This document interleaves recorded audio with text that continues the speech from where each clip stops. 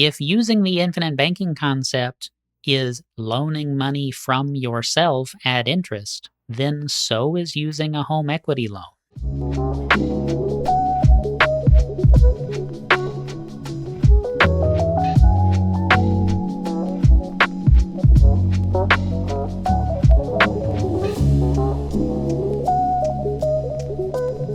Critics of the infinite banking concept love to point out that it sounds ridiculous to loan money from yourself to buy things that you need.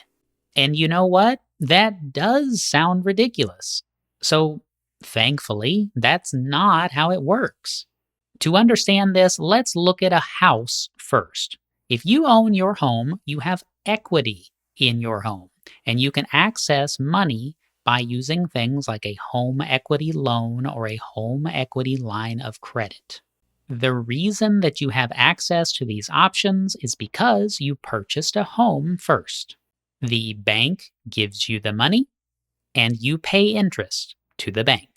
When you do this, you are also giving permission to the bank to sue you if you fall behind on payments, or potentially even foreclose on your home if you owe enough money.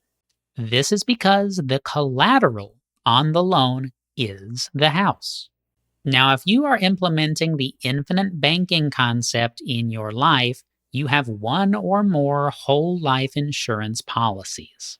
They have cash value, they can earn dividends, and you can access that value by using policy loans. The reason that you have the policy loan option is because you bought the whole life insurance policy first. The life insurance company lends you the money, and you pay interest to the life insurance company. This part is just like using your home's equity. However, with a policy loan, the collateral is the life insurance policy. There are no minimum payments, and no one can take your house. And best of all, with the right kind of policy, the company will still pay you a dividend even while you have a policy loan outstanding. If using the infinite banking concept is loaning money from yourself at interest, then so is using a home equity loan. Many of the critics of IBC don't know the most basic things about how it works. If you want to learn the truth about the infinite banking concept, click the link below this video for a free course explaining it in detail.